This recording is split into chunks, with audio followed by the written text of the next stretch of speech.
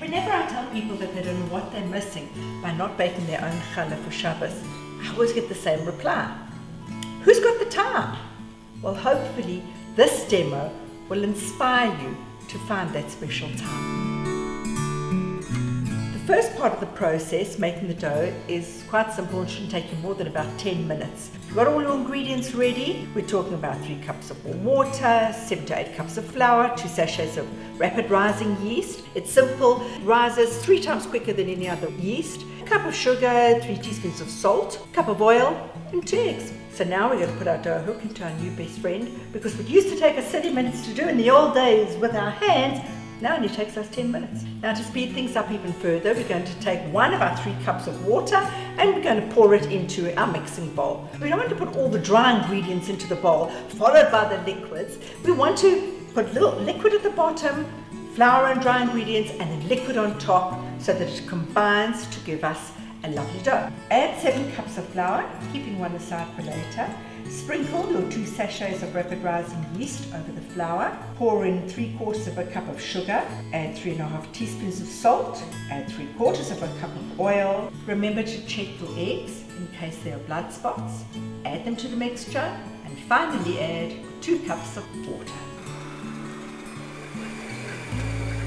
Well, that should have taken about 10 minutes, and you'll see that the dough starts to gather around the hook and leaves the sides of the bowl. It's a little sticky, but it's not sticky that I can't knead it. Stretch out the gluten in the bread because that's what gives it its lovely chewy pool texture. And once it's in a lovely ball, you can cover it with oil or put it straight into your bowl, turn it over, leave it for an hour and go shopping. You deserved it.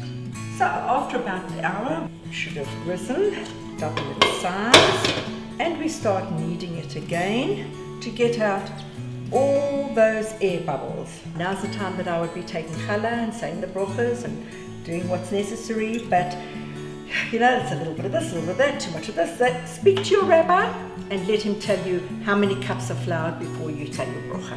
Now I'm going to cut the dough into portions for plaiting, braiding. I'm going to do a 2-plait and I'm going to do a 3-strand challah. Roll your strands of challah out from the inside right out. Once you've rolled out your 2 strands, very simple. You cross it over, you cross it over again, you cross it over again. There you have it. The 3-strand challah is just as simple.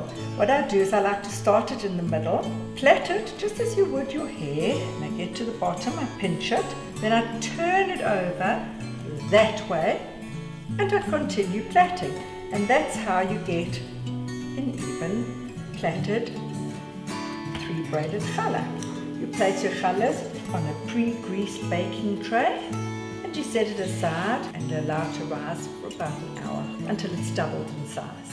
Now we're going to egg wash our challah, and basically that is you take a yolk of an egg, you add a shell full of water and you mix it together. This gives them a lovely glazed brown look once they've been baked.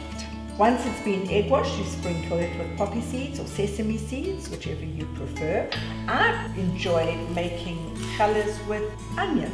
Leave it in the oven for about 35 minutes on 180 until golden brown. Sit back, relax, and get ready for the best Shabbos you'll ever have. Now ask yourself, isn't it worth spending that little bit of time on a tradition that has been around for such a long time?